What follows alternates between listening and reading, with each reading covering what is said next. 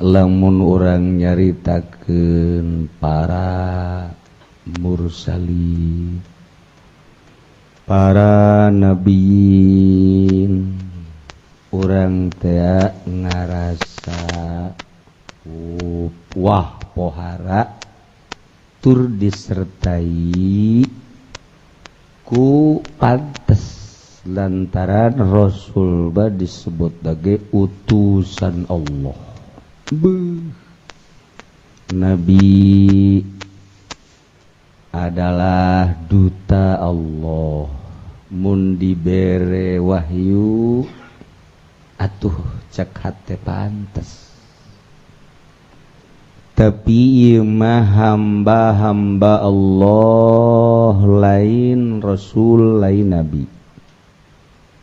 Kok bisa napak sancang, bisa lempang di luhur laut, lempang diuk di luhur laut, bisa hiber sakicep salengkah ke Mekah, hayang dahar walaupun teu boga perusahaan warung sawah teu digawe, tapi kadang-kadang nyana asal hayang datang.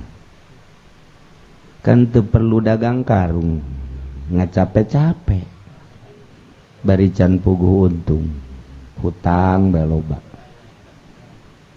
anak bae jadi sasaran, teu puguh teu karuh, incu kunyana diciwitan, kan kaget cek incu, salah apa saya? Itu kan ternyata horeganan usaha, efekna kakabehan henteu damai. Nah, iyalah waliullah. Insyaallah kan. Lamun Ibrahim bin Adham nyana berangkat ke Mekah. Begitu dek berangkat aya nu milu. Ditanya ku Ibrahim bin Adham, anjeun saha? Kula dek milu cenah mama rek ke Mekah.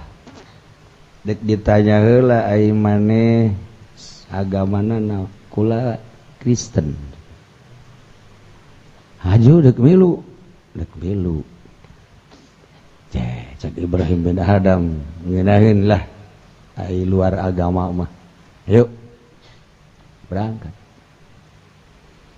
Sapoe can dahar, dua poe teu dahar, tilu poe teu dahar, cak Ibrahim bin Adham, coba dideleu ku aing. Ih kuat keneh.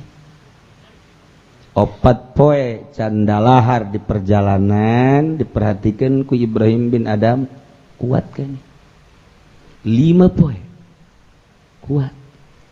Atuh lamun si eta mah geus pokona mah mun aya nu nanyakeun anakna kuburanna sisi jalan. Segitu bae pokona mah. Datang ka 7 poe mulai Ibrahim bin Adham nage leuleus, nyana geus kader leuleus. Cek eta nu milu mama urang geus ngarasa lapar. Coba ngadoa ke Allah. Ya. Ngadoalah ke Allah. Dengan penuh kekhusyuan, alhamdulillah doa diijabah, turunlah 2 roti 2 cai. Bikenlah ka anjeun hiji. Langsung Ibrahim hiji. Buka puasa beres. Berangkat deui. Begitu berangkat menang 3 poe 4 poe ngarasa lapar deui. Cak eta jelema nu milu, mama urang lapar deui. Cek Ibrahim bin Adham. Nah, ndek ngetes coba kehebatannya. Coba kuari giliran maneh ngadoa ka pangeran maneh. Aya. Ngadoa penuh kehusuan. Masya Allah. diijabah malah 3 rotina. Ibrahim bin Adam kira ada ngaulang cipan dijabah doa nyana Kristen aing wali aing mangan 2 nyada 3 hebatannya tetap ditanya ku Ibrahim bin Adam kula keur pertama maksudnya kan ieu aneh teu mungkin Kristen diijabah doana kan gitu. Ditanya, "Hai sahib, waktu kula ngadoa ka Gusti Allah, kemudian Allah memberikan cuman secukupna 2, maneh hiji kula hiji. Ketika maneh nu ngadoa ieu 3, nah doa naon nu dipake jeung kasaha mentana?" Beusi salah menta. Saha nu nyaho menta ka jin, haju jin teu kadeulean mawa 3. Saha nu nyaho juri anu ngemawa ka dieu. Sebab maneh agamana Kristen. Dipeluk Ibrahim bin Adam. Begitu dipeluk cerik hampura. Kula ieu geus asup Islam. Cek Ibrahim iraha maneh asup Islam? Kula asup Islam ketika mama ngadoa ka Gusti Allah 7 peting urang candahar. Begitu mama ngadoa langsung dibere roti siring hiji. Tidinyalah cek hate kula horenganan ari jelema nu deukeut ka pangeran mah diijabah doana iraha bae butuh ti harita kula dirahasiakeun kula asup Islam maca 2 kalimat syahadat. Dipeluk ku Ibrahim paingan.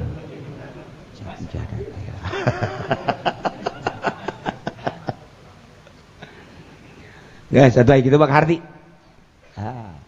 Berangkat tengah peting Ibrahim bin Adam usul ke Allah. Ya Allah ya Rabbi, abdi anu geus puluhan tahun ngadoa ngan dibere 2 eta kakarake asup Islam kok 3 sih?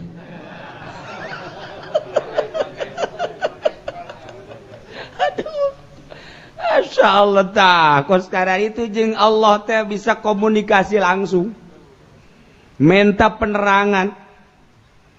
Wallah dijawab melalui ilham Ibrahim, anjeun mah keur teu dibere ge ku aing kuat. Sebab teu kudu dahar maneh mah jaka kasih aing. Naon salahna atuh aing teh ya, langsung bae mere kakuatan tanpa dahar.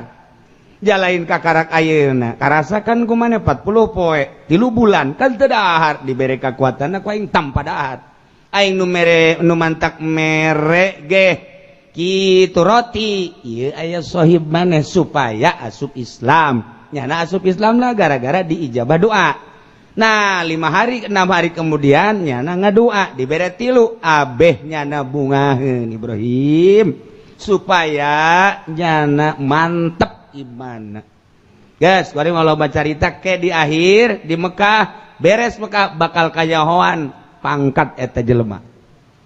Ya Allah. Eta mah kakarak saminggu ka asup Islam maju diijabah bae doana pan ari eta. Datang ka endeu ka ditu. Balik ka lembur nu aslina.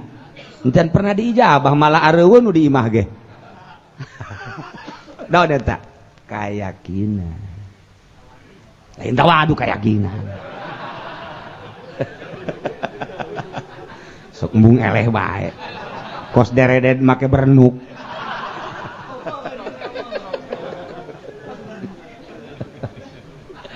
Itu jadi mah deredet na leutiknya mah gede. Iyalah urang nyaritakeun keyakinan. Eta kakarak segerintil manusia. Encan Tuan Syekh Abdul Qadir. Encan Syekh Maghribi, encan Syekh Abu Hasan Asyadzili, Imam Syafi'i, Madzhabul Arba'ah jeung nu lain-lainna ngabogaan sejarah-sejarah anu di mana menta langsung, ngan jelema nu kos kitu geus embung menta. Isin ka Allah. Deuk naon menta tuh. Tuh, urang basa balik da. Wuyuh bae menta. Wih, teu eureun-eureun. Istighatsah. Ittastaghitsuna rabbakum. PDI hayang menang istighosah. Golkar hayang menang istighosah. Dipimpin ku Kiai Haji Fudhali. Istighosahan kos gitu. Masalah sih berjuang. Masalah. Ngaranna ge berjuang adapun maksud perjuangan itu masing-masing. Mau dibejakeun. Nah, ieu mantak Gusti Allah nyaritakeun al-insanu sirri wa ana sirruh. Manusia adalah rahasia kaula rahasia insan, rahasiaku adalah rahasiamu. Lain sambarangan yang datang kadinya. Antak kudu gabogaan ilmu batin. Ilam anna ilmal batin sirrun bin sirri, sajana ilmu batin rahasia, tidak rahasia kaula. Antak keur ieu loba tadi dieu magahan ilmu batin. Asal orang perem haju leungeun kieu haju ditahan jeblag kabeh kebatinan eta aja pendek. Tapi lamun musuhna teu marah atuh nyana nu ngajeblag. Lain ilmu batin eta tambah kebatinan jeblag disebutna. Ieu mah ilmu batin, al ilmu billah ad-dalu 'ala Allah asy-syahidul lahu bit-tauhid. Ilmu Allah nunuduhkeun ka Allah anu bisa nempo ka Allah melalui katauhidan. Ya Allah. Iyalah ilmu batin. Geus atuh kuari teh urang ngabeberes heula syariat salat. Kanyahokeun syarat salat, kanyahokeun rukun salat. Sanggeusna urang nganyahokeun rukun salat moal waka bisa salat lamun henteu toharoh. Sucikeun heula awak karak bisa salat. Lamun teu salat, lamun teu suci moal bisa salat. Sajen sasaha ge. Sehingga ada besi aya di lembur kiai mantas ngising haju salat bae ulah di imam mamuman. Ceknya cenah wali los leg-leg ku sia kawalian. Aing mah nyaona sia ngising. Ulah satungtung ngising teu ngisang ulah dituturkeun. Nyana malam Jumat kemudian tas nyunahan pamajikanana njot-njotan ka kapalan. Teu mandi deui datang-datang jadi imam bae. Cak nyana cenah aing mah wali. Enggas, maningan ais pemajikan sia ka mimbar ka ditu. Ulah di mamuman kurang sebab encan toharoh. Enggas cenah ulah sok macem-macem cenah ai jeung wali mah los leg-leg ku sia bila perlu masjid ku sia leg-legan los. Aing moal ngamakmum bae geus ka sia. Beres. Kudu toharoh heula. Geus ai toharoh wudu.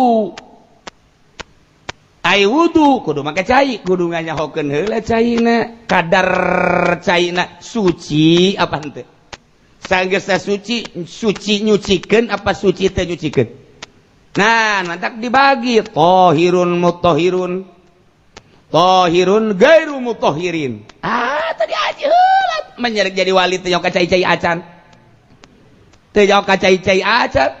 Begitu dek sholat cai tayamum eta cenah aqua aqua mah tama cai ge teu bisa pakai wudu. Wah geus ulah di mamuman can nyaho ka kadar cai berarti ulah wae sing asak heula bab toharohna caina kudu dijelaskeun heula jang toharoh keuna asak bulak-balik geus tah fatul muin geus beres fatul muin dibulak-balik kopikeun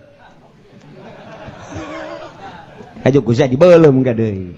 Bareng ditanya caki uci ge aing bae paan. Ki budol geus baksa barang meureun fatul muin. Ku eta dibeuleman bae ku nyana. Cak nya meureun kumaha meureun sugan jadi cahaya di jero. Tungtungna mah nu aya ge hareueuh bae.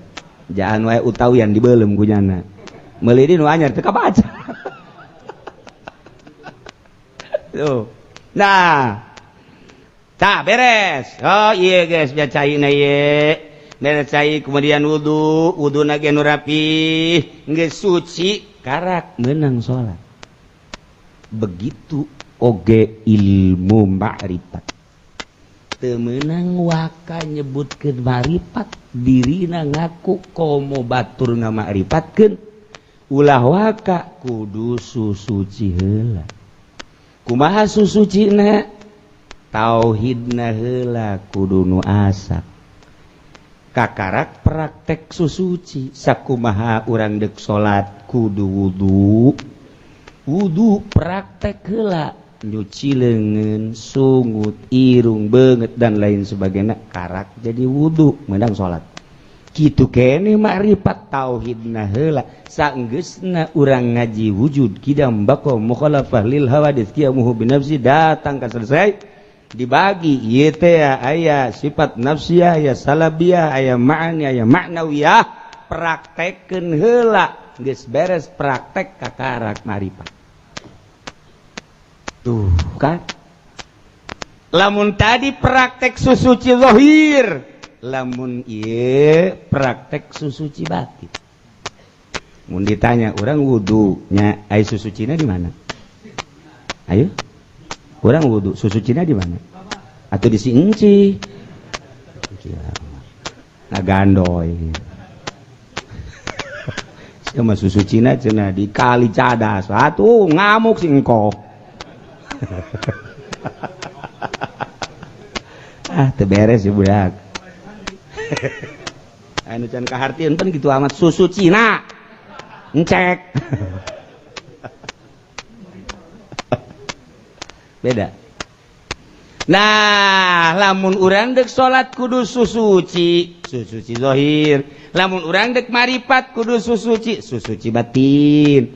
Moal meunang salat tanpa toharoh, moal bisa marifat tanpa tauhid.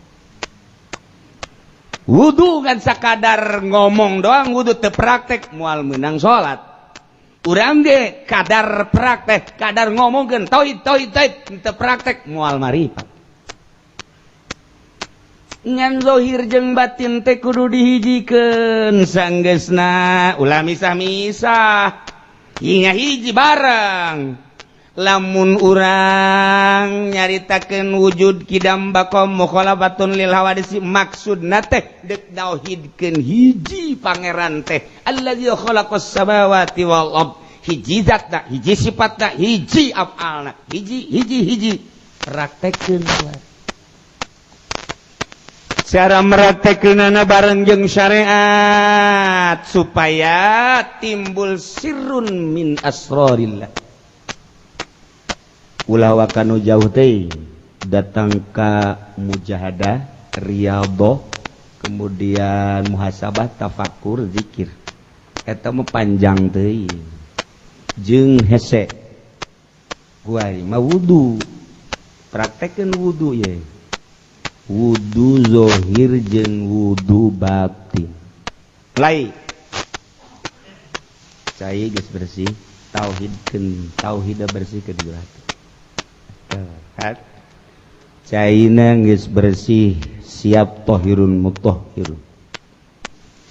Kuari urang endek wudu zahir, ngabersihan awak. Mimiti ngabersihan tina najis heula mandi jeung berbagai najis mun junub mun najis geus beres eta kuari wudu barengkeun jeung bebersih tauhid kesucian tauhid mulai urang ieu meunang ye urang endek ge meunang ieu mah ye praktekkeun sok a'udzubillahi ngan maka syahadat lah di thariqah asyhadu an la ilaha illallah wa asyhadu anna muhammadar rasulullah eueuh dipikir mulai tah sebab tauhid da masukna a'udzubillahi minasyaitonir rajim bismillahirrahmanirrahim mulai pikir Allahumma hfaz yadayya min ma'asika kulliha jampai ngombah leungeun Allahumma hfaz yadayya min ma'asika kulliha. Hai Allah, muga ngaraksa Tuhan, ngajaga Tuhan kadua leungeun abdi ma'asikatina maksiat seluruh permaksiatan ka Gusti zahir efek-efekna kan jero hate urang mulai lempengkeun ya Allah ya Rabbi bere abdi kesucian batin tina maksiat-maksiat anu ngahalangan kana kesucian tauhid abdi jauhkeun abdi Gusti tina dunia ulah dibere resep abdi kana dunia sakumaha syariat ngabersihan leungeun urang jero hate kekepret kana dunia endek kitu moal sok kira ayo ulah sok ngomong wali beta wudu geus sia cat becus sakali deui asyhadu an la ilaha illallah wa asyhadu anna muhammadar rasulullah bagian qalbu a'udzu billahi minasyaitonir rajim bismillahirrahmanirrahim Allahumma fadz yadayya min ma'asika kulliha zahir pangjagakeun Gusti dua leungeun abdi tina seluruh permaksiatan anu bakal ngahalangan ka Gusti kulliha sakabeh permaksiatan hate urang main ya Allah ya Rabbi sucikeun tauhid abdi ka Gusti teh hiji zatna hiji sifatna hiji af'alna bere abdi ulah resep kana dunia seluruh dunia ulah aya sebab eta adalah anu ngahalangan usul ka Gusti sok unggal wudu kos kitu malah yang dagang sia geus moal bisa ti heula bae pisan puguh geus kaluar ti heula lah atuh can lalaon geus kos kitu boro-boro jadi wali lantak lain babari wudu da heula oh kira ya Allah ya Rabbi geus tah tegetkeun tah praktekkeun kurang kan di jerona abdi ulah dibere resep engkena kan dagang sabodo tani sabodo aya geus dibere resep sagala rupat sabodo nu aya ge los kan lamun diijabah ku Allah nah duh cenah kieu beusi miskin ulah beusi miskin sebab eta bang geus aya tulisanna di Lauhil Mahfuz sia mah kitu bae sih berarti teh mah setengah hate tengah doa beusi miskin berarti hayang keneh atuh berarti lalu lamun beusi miskin tah can jadi encan plong-plongan wuduna endek kumaha jadi wali terapkeun ya ieu hayang sirrun min sirri ulah dibaca doang praktek geus tah tenget endek tuh bangun maroal atuh sia mah beusi miskin kan inget ka pamajikan ka anak kan moal gurangan harta mah Syekh Maulana Hasanuddin pasti wuduna kos kitu jasugi Syekh Syarif Hidayatullah pasti wuduna kos kitu jasugi Imam Syafi'i wuduna kos kitu pan sugi sia mah henteu kos kitu ja susah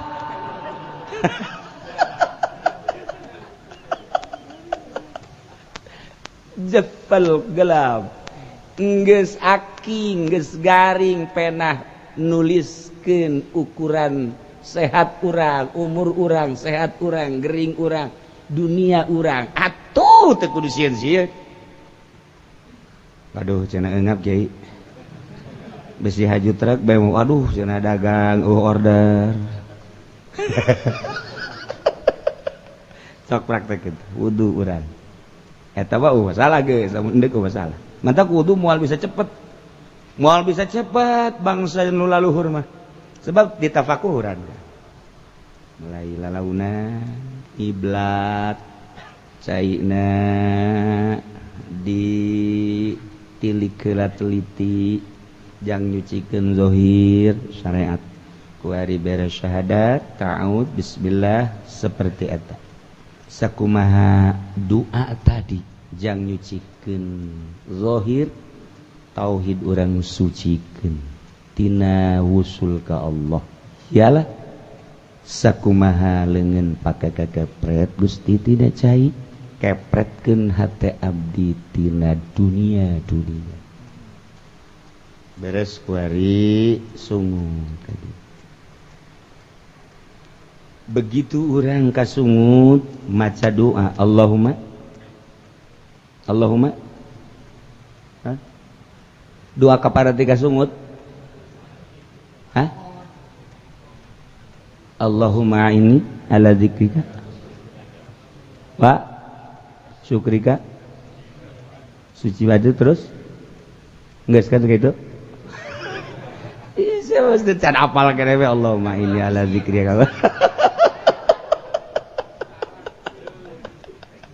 Allahumma ini ala tilawati kitabika syukrika terus tak etakan lisan jangan bersihan sungut di jero hate urang main Gusti eueuh deui nu pangmulya-mulyana iwal ti kalam Gusti jeung nyebut Gusti jauhkeun sungut abdi tina ucapan-ucapan salian ka Gusti renungkeun bari ka sungut Allahumma inni ala tilawati zikra ala wa syukri beres sok kira bari direnung tauhid urang suci ke sungut irung Allahumma arihni raihatal jannat Allahumma arihni raihatal jannati terus naon aja Bandi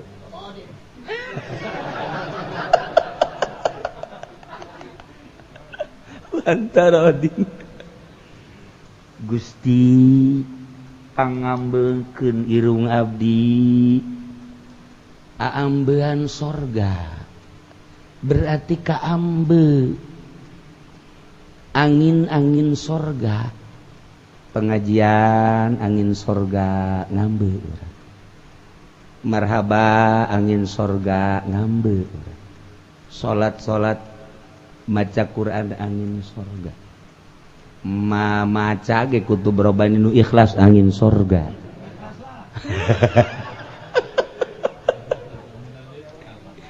penta ku urang mantap eta urang begitu nyongsrong hayang ngaji bae hayang maca Quran hayang maca salat eta urang teh geus ngambe irung urang irung kolbu urang kolbu pan dibersihan ya eta teh ngambe ieu mantak ngaji irung urang nu ngambe irung kolbu ngambe raihatal jannah wa anta anni radin kambekan ku urang tanya ge sia nu kunaon mantak ngaji ye ieu mah ngambe angin sorga sia sarua sia yang mah dicarekan kudu di imah bari ka irung bari dibaca eueuh teh dina fikih mah praktek biasa bae mulai di doaan teh ya sholihin tarapna eueuh wudu urang wudu biasa bae tek henteu baca doa malah mah maca trek masalah masalah teh mah jadi itu dapat silu wujuhakum wa aydakum ilal marafiqi wamsahu bi ru'usikum wa arjulakum ilal ka'bain atuh tamak geus bae doa mulai diatur supaya nyambung qalbu jeung zahir batin jeung zahir itu supaya jadi sirrun min sirri Allahumma arihni raihatal jannah bari disedot ceuk zahirna sebrengkeun kakek mun haji pendi aya nu hejoan masalah geus geus malah di hati orang sakalian lain jadi wali ribut hajana mah watas wudu gelut bae enta kuduna ge sorangan hina-hinan sorangan nyepi urang wudu sebab naon indeu ka Allah ima wudu ngaji geus wudu ngos kana teh emang ngaji lah ulah ngomong ngadu salat leuletik wudu ti leuletik salat ge ketubuhan sat beres geus salat geus salat zuhur sabaraha rakaat 2 bae lah sajeuna sakeuna mah keur leumpangan meureun di jama ieu ge dek SMA sakeuna lah meunang di jama pan eueuh dina kitabna tuh mantak nyaon nyieun nu anyar wah ya budak mikung ye beres tuh leungin geus sungut geus irung geus beungeut nawaitu rafal hadasil aswa isbahatus shalah atawa bayyad wajhi wa tabyadu wujuh Gusti pangputihkeun wajah abdi nu mantak putih teh meureunan bening zohir teh kitu cek batin kumaha qalbu urang Gusti nu enggeus dihareupan ku abdi berbagai makhluk dunia jeung sagala rupa nu eueuh ridho ti Gusti putihkeun abdi ulah datang ka balik deui di hareupan ku abdi renungkeun ku urang ya Allah ya Rabbi kakarak engke gegeuraheun geura urang asa boga wudu asa lamun urang geus terbiasa kitu kemudian henteu kitu asa encan wudu tapak urang nu dihareupan ku abdi Gusti urusan dunia urusan makhluk anu teu aya ridho Gusti jeung pasti loba jasa di luar ridho Gusti bersihkeun abdi beningkeun abdi ulah datang ka balik deui abdi ti ayeuna moal balik deui kana urusan nu ku abdi dihareupan urusan dunia urusan makhluk Gusti bersihkeun beget abdi sabulan 2 bulan sinaran berarti lain masalah putih jeung hideungna tapi aya sinar ilahi cahaya ilahi arifin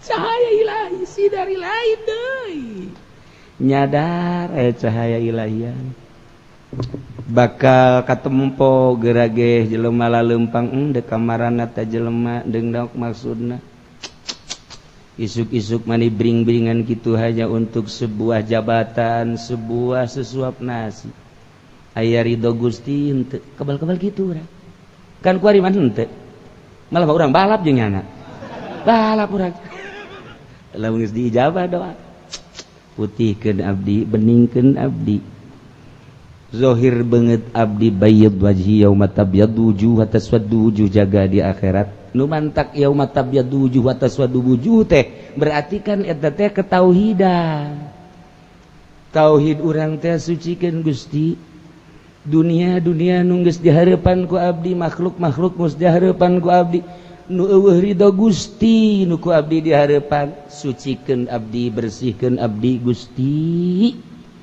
moal deui abdi ngahareupan anu kos kitu Gusti rugi abdi ngahareupan dunia ngahareupan makhluk tanpa aya ridho Gusti bayyid wajhi yauma tabyaddu wujuh wa taswaddu wujuh sok gerage mantak angel ngalawuduna Allahumma bayyid wajhi yauma ngarenung sakumaha tadi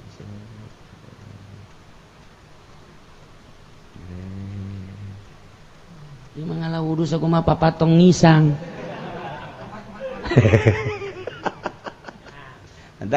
mantak kajahoan ge jelema teh kajahoan atuh dina wuduna ge kan kadele ku ahli nama geus teu kudu hese-hese da jelema wudu teh kadele kan pagawean urang teh aya di batur oh bener bagus teh budak geus atuh ieu mah mana bisa tuh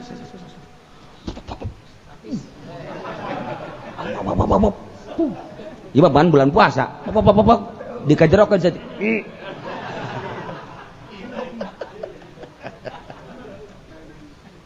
geus ku ahlina kajawan dina wuduna keneh endeu kayang sirrun min sirri nah ieu dibuka ieu rahasia urang lamun bisa rek praktek ngan lalaunan ieu mah masalah ieu mah masalah ieu mah sebab ieu mah pagawean sehari-hari kan pagawean sehari-hari sok bisa teu madukeun zahir jeung batin ieu teh beda aya inna ilmal batin sirrun min sirri tapi teu babari kumaha teu babarina aj'aluhu fi qalbi ibadi nu kukula diasupkeun dijadikeun ka jero hate hamba kaula sarajan kuari dijelaskeun ai ku Allah teh dibere mah henteu bae begitu deuk wudu naon karep tadi cek kiai teh nya naon karep tadi tah hese bae teu boga bagian mah atawa sarajan inget lah kiai ieu teh bajang kiai ai mah lain kiai ieu henteu geus eueuh bagian sok geura renung-renung ku urang deuk ka Allah. Nah, ieu mah masalah ieu mah dipraktekkeun ku urang ieu. Tuh, kakarak ge datang ka beungeut. Karak datang ka beungeut, encan suku eleungeun, katuhu, kenca, sirah, celi, suku masih kena jauh. Wallahu a'lam bishawab. Manusia adalah rahasia kaula wa arasiruh kaula eta adalah rahasia insan. Manusia rahasia kaula, kaula adalah rahasia insan. Jadi insan teh cek ahli mantik mah hayawanun nautiq, cek ahli hakikat mah sirrun min asrarillah. Geus lain nyaritakeun soal dahar gidung pake, geus lain nyaritakeun soal masalah wudu, tetapi nyaritakeun kesejatian ruh aslina ruh wauh jeung Allah diwauhkeun deui ka Allah. Mun kuari urang can wauh ka Allah, urang can jadi jelema, kakarak jadi jejelebaan, can jadi jelema. Iyalah sararedi asal iraha atuh urang jadi jelema. Satungtung menggantungkan sesuatu kasalian Allah, urang encan jadi jelema, kakarak jejelema. Numantak wa adnan nasib at-tasdiqu li ahli wat taslim. Panghandap-handap da bagian ilmu hakikat ialah ngabenerkeun jeung pasrah ka ahlina. Ku sebab hese lain lalaga. Masya Allah. Gitulah carita para aulia-aulia Allah. Teriweuheun ku sebab panas, teriweuheun ku sebab tiris. Sebab panas jeung tiris adalah dadamelan Allah. Pasrah kanu ngadamelna. Teriweuh ku sebab loba PKI, teu bungah ku sebab loba santri. Sarua pada makhluk Allah. Urang bae geus datang ka mana ieu dumadeheus ka Gusti Allah. Ketika urang nyaritakeun hakikat, ketika urang nyaritakeun abar baruk nahi munkar lain deui. Mentak sakolom-sakolom. Ngaji ieu kuduna mah pangkat aja pedi mah teu layak. Teu layak nya da batu geus kieu mah. Barasi kadeh syukur ngadegeun keluar bingung ku dagang, bingung ku dunia, bingung. Masya Allah, haju nggak bingungan batur deh. Kunaon pamajikan bingungan ka aing atur agap dada sia kunaon. Mantap pamajikan bingung. Tapi kan ieu sakadar ilmiah. Nganyahokeun horeng hese jadi wali. Hese sote ieu metode. Nah, ketika Allah neuk mere babari.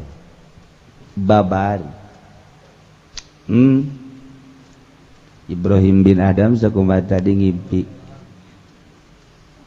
salat gitu di jelema anu jore makhrajna. Begitu jada teu daekeun ngamakmum, ngimpi kapanggih jeung Allah. Ambo eta kira-kira ngimpi. Najakeun ya Allah ya Rabbi iraha sih abdi dijadikeun wali Gusti anu istiqomah. Jawaban ti Gusti Allah, mun maneh sanggup ngamakmum kanu tadi beurang berjamaah maneh teu ngamakmum. Masya Allah. Seantaran pandangan Ibrahim bin Adam mah ka jelema teh eta teh sakadar makharijul huruf. Horeng roh da bageus ta'alluq ka Allah. Kaduhungnyana. Aduh aing teu ngamakmum sote lantaran jakadengna teu bagus bakhrajna, ai salah mah teu. Ngan kurang teleb. Iya, pada ayeuna teh assalamualaikum. Ana dari pondok. Alhamdulillah eta kan paham itu naon gitu kadenge ngegerem gitu kan alhamdulillah ana majnun ana majnun teu nyahoun kan bahasa Arab suatu majnun teh maksudna mah berkah gitu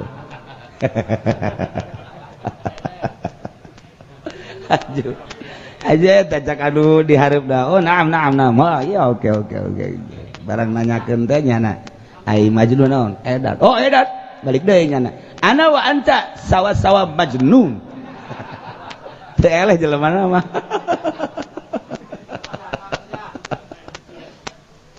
aduh badak aya teu jaho atuh kudu nanya heula tungtuna balik deui bae katilu kalimat antum marajnun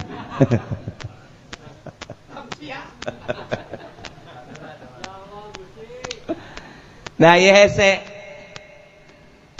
lamun urang dek jadi wali beki salat pasti wali mah moal menang salat lamun teu toharohna lamun toharoh zahir mah moal diangkat jadi sholihin moal diangkat jadi wali kudu toharoh zahiron wa batinan ketika efek-efek mulai guratkeun di jero kalbu urang sakumaha Gusti nitah ngabersihan leungeun kekepret tina najis zahir maka kepretkeun kalbu abdi pangsucikeun tina najis batin sejak ayeuna Gusti bere abdi ulah resep kana dunia bae bersih ta kalbu aduh ya Allah ketika urang kakemu sakumaha dina zahir ngabersihan tina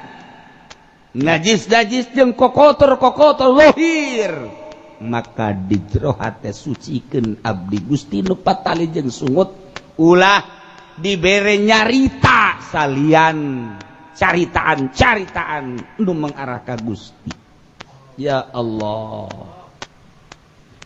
ini ala tilawati kitabika wa kasrati dzikri sabit bil qawli sabit fil hayati dunya wa fil akhir zahirna wasabit bil qawli sabit fil hayati dunya wa fil catat di jero hate ulah dibere nyarita Gusti salianti ridho Gusti nu dipake ka ridho ku Gusti arihni ya Allah raihatal jannati wa anta anni radid zahirna bersihan ingsrek sebrengkeun batin urang ambekeun Gusti kana aambean surga majelis taklim pengajian pondok pesantren masjid marhaba maulidan eta adalah riyadun min riyadil jannah raudatun min riyadil jannah ambekeun kadinya alhamdulillah maulidan beres maulidan perbut panitia pertebut sabaraha ieu sesana aduh jadi bae aya nu gede nu leutik jadi neraka nu bener ikhlas raudatun min riyadil jannah cina ya Allah karim banget bayad wajhi yauma tabyaddu wujuh wa taswaddu wujuh ya Allah ya Rabb catat di jero hate ulah disangharepkeun beungeut abdi Gusti karena hal-hal nu teu dipigari da ku Gusti ada dunia jeung makhluk sejak ieu abdi deuk nyangharepkeun diri abdi ka Gusti beres bayyad wajhi yauma tabyaddu wujuh wa taswaddu wujuh sinaran ke beungeut ge lain deui aduh komo model Haji Pendi mah haju kapoe herang sakumaha petani aduh petani negro lain deui sinar ilahi mah nu aya di qalbu mun geus bersih qalbu reregedan kana beungeut wajahna katingali sayu katingali enak dipandang enak disandang. Masya Allah. Iya wajah-wajah ahli-ahli Allah.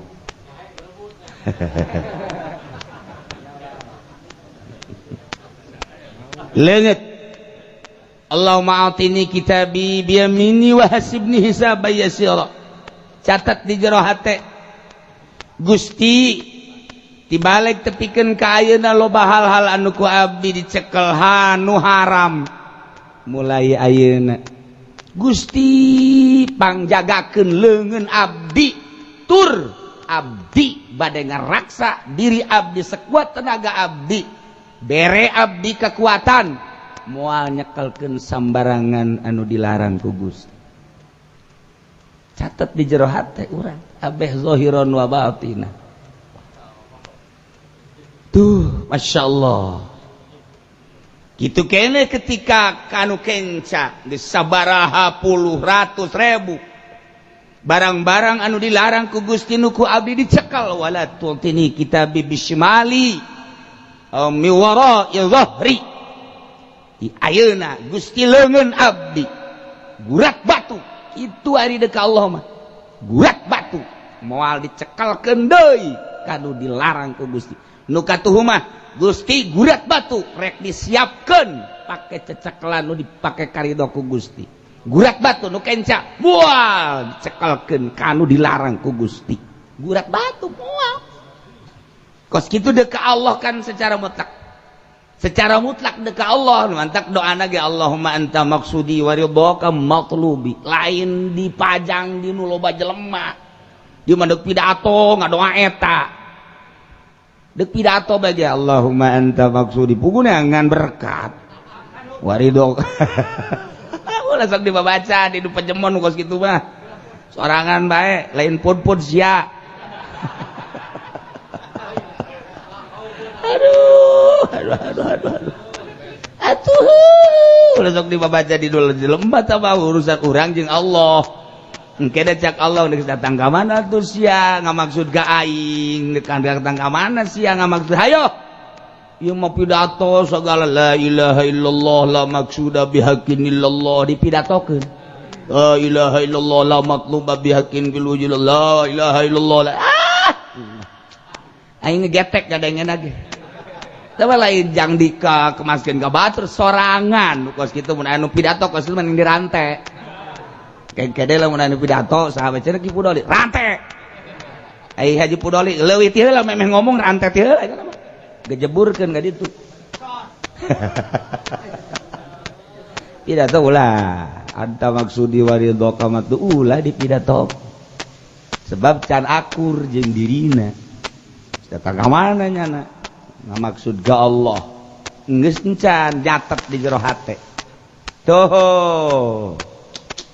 Ketika kasirah harim syariah Allah wa basyari alan nar zahir batin urang pasrah sumerah ka Gusti Allah sejak ieu Gusti mentak angel ka dieu ge eta set di samping dibaca ku Allah harim syariah wa basyari alan nar catet di jorat pasrah sadaya-daya tiluhur sahibas rambu tidampas sahibas rambu abdi masrahkeun diri abdi ka Gusti sadaya la haula wala quwata illa billah angel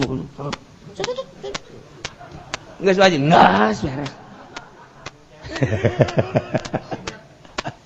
tak Imam Syafi'i begitu wudu teh set blat cekel di dia kadegan balikeun deui ka dia sebab Imam Hanafi mah Imam Maliki mah wajib rukun teh ngumbah kabeh ai Imam Syafi'i mah cukup 3 lembar geus baena cukup jeung baena wajib itu disudahkeun balikeun gak lah mantap disunah keun botak atau pendek bae buuk. Nu panjang-panjang buuk itu teh lah teu beres.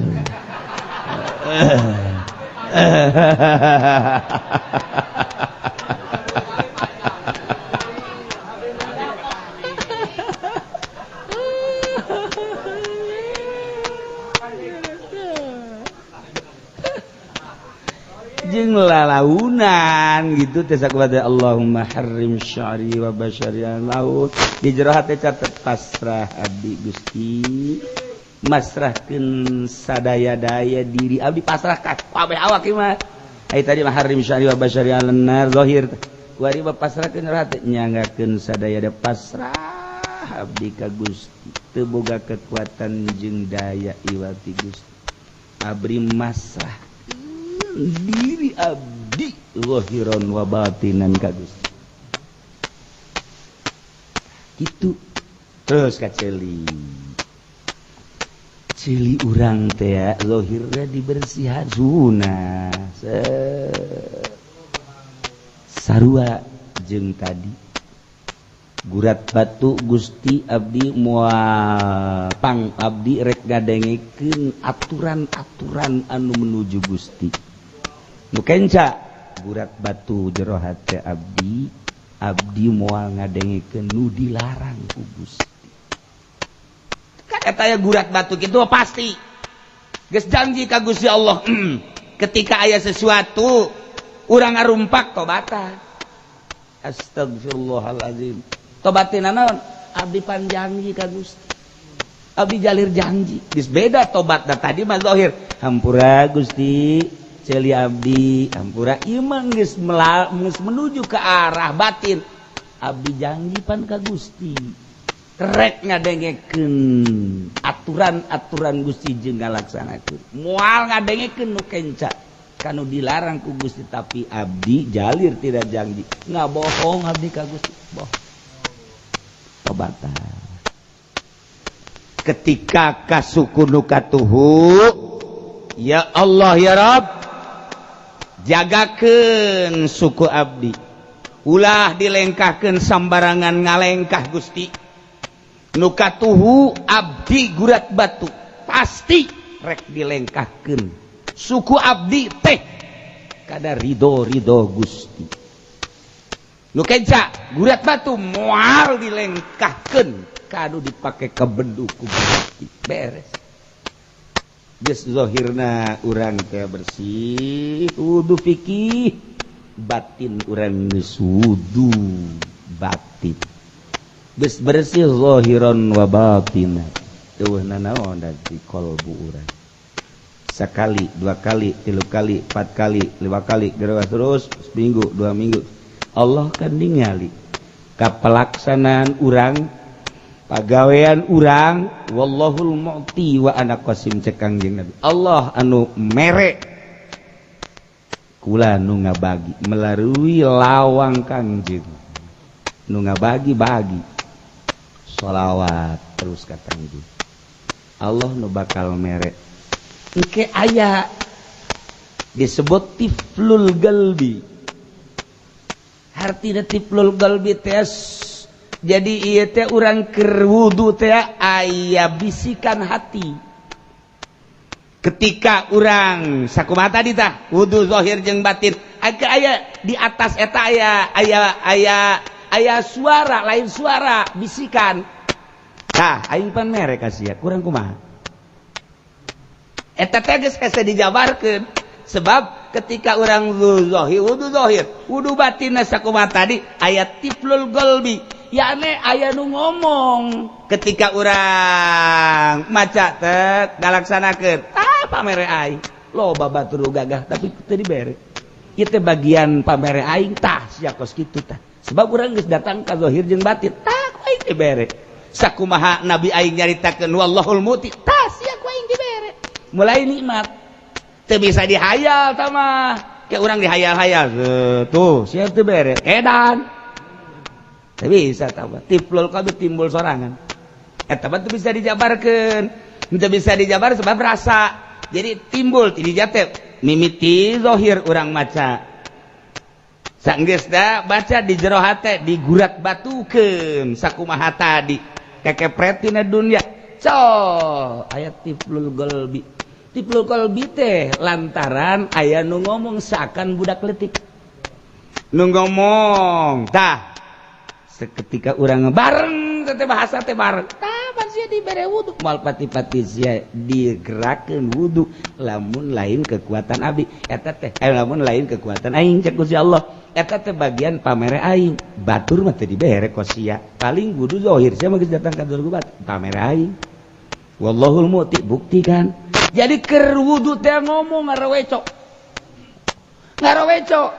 dah terus aya eta teh terus bae ngomong eta nu eta dang timbulan nikmat keur wudu kede ge urang seuri kadang-kadang keur wudu kede urang seuri besi engke besi si eta seuri enggeus suntik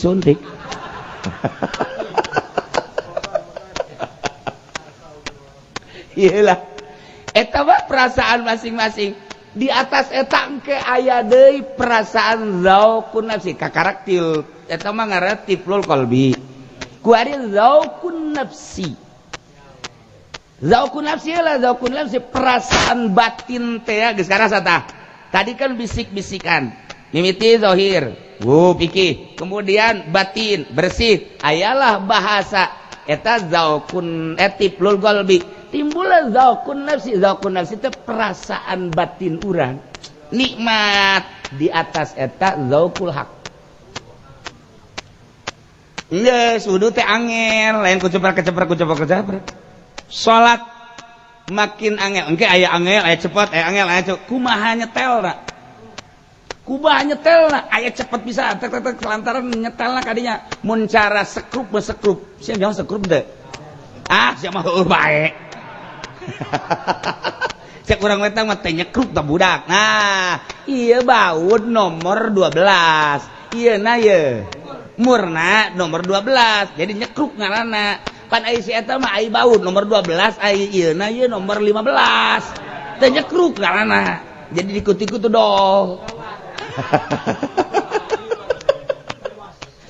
pas nyekruk ngaranna pas zahir ngomong gitu doa batin langsung ngagerenteskeun timbullah tina qalbu tiplul qalbi ngomong tah bagian Gusti Muti eta sia dibere sakumaha nabi aing nyarita wallahul muti sanu dibere kos kitu kan teh ayalah perasaan nikmat zauqun nafsi ngaranna di atas zauqun nafsi aya zauqul haq jadi seuri sorangan ku indah-indahna nu kadege nu kadeuleu nu karasa iwati hak zauqul hak etalah ahli-ahli Allah dek datang ka dieu teu bisa dihayal jata mah kadang-kadang aya kadang-kadang eueuh teh mah perasaan kos kitu mah aya sorangan aya ke kadang eueuh hese henteu bisa diaya-aya mantak engke kadang kos was-was sakapeung waktu kos waktu lain was-was ieu ka mana neangan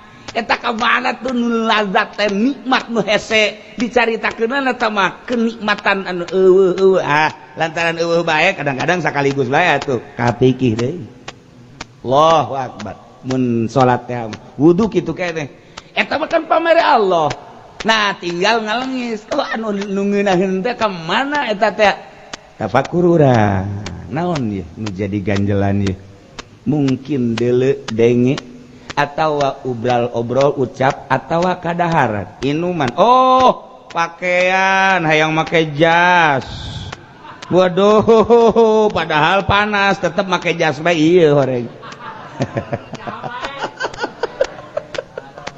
jadi gangguan kos gitulah aya kahayang anu teu laksana ganjelan set sebab naon pan tadi ge ulah ayana naon di jero hate masyaallah kaluarkeun qalbu urang ulah jadi keranjang sagala rupa dipuatkeun ka dinya bahaya kitu keneh beuteung urang ulah jadi pariuk segala rupa aya di pariuk di dinya wahat minimal pariukna geus anu halal itu kene keranjangna ku urang disederhanakeun geus aya teh bacaan-bacaan ayat suci Al-Qur'an jeung sholawat. Nah engke ka dituna pleng eueuh hiji be Allah. Nah zahir batin kakarak urang teh kakarak jadi al insanu sirri wa ana sirru. Tak ieu endek nyaritakeun al insanu sirri wa ana sirru teh kudu datang ka zaukul haq. Kakarak rasa hak pan Allah berarti engkau rahasiaku, aku rahasiamu. Ya Allah, kemanapun engkau akan ku kejar. Budak, lautan yang dalam akan ku seberangi, gunung yang tinggi akan ku daki. Gombal. Al-insanu sirri wa ala sirruh. Masya Allah karim. Nai ala kadar praktek na silakan besidek praktek ngan lalaunan. Artina lalaunan teh ulah boga rasa urang satungtung boga rasa kekuatan urang moal. Tadi ge Allah do mere nyanggakeun sadaya-dayana. Gusti abdi masa kadar boga kahayang tapi Gusti kan nu merekna. Geus urang bertingkah wajar. Wajar moal aya nafsu, moal aya setan numpakan nafsu. Lamun urang mengejar eta terus, cak setan inilah mainanku. Ulah pasrah tetap ka Gusti sebab encan wayah nama Gusti moal mere. Sesuaikeun jeung aturan fikih lalaunan urang teh toharoh qalbu, toharoh batin. Engke aya Allah wayah mere mah mere sorangan. Kege aya oh. Iyalah ketika ayat tiflul qalbi, Masya Allah orang ngomong sorangan moal bisa tanpa orang sering tafakur moal bisa eta hasil tafakur jeung muraqabah adalah mengintip mengawasi Gusti Allah. Tafakur sesuai jeung nu ditafakuran ku urang jadilah engke berbentuk tiflul qalbi seakan-akan eta teh makhluk Allah nu ngomong ka urang siakan geus dibere sakumaha Allah janji wallahul mu'ti tuh zahirna sia bisa na ngabisakeun Allah, batinna sia bisa na ngabisakeun Allah. Ngomong tak urang saha nu dibere kos kitu saha ayo coba nah baturkan teu dibere siapa geus dibere geus leuwih ti batur dak naik tak urang naik zaukun nafsi indah roh urang indah nikmat kakarak datang ka zaukul haq al-insanu sirri wa ansir. Matak cak Gusti Allah inna ilmal batin tesirun min sirri. Sanyana ilmu batin teh rahasia tina rahasia kaula. Geus kulantaran bahasa rahasia tu nyanggakeun ka Gusti Allah tamah rahasia Gusti. Atuh kumaha Gusti geus aj'aluhu fi qalbi ibadi nu ku kaula didatangkeun disampaikeun dibikeun ka hate hamba kaula. Anu ala yakifu alaihi ahadun ghairi awlunya kadinya teh salian ti aing rahasia aing kumaha aing nu merena aing nyabut lagi aing eueuh jah kama qala Allah taala anna inda dzanni abdi wallahu a'lam bissawab.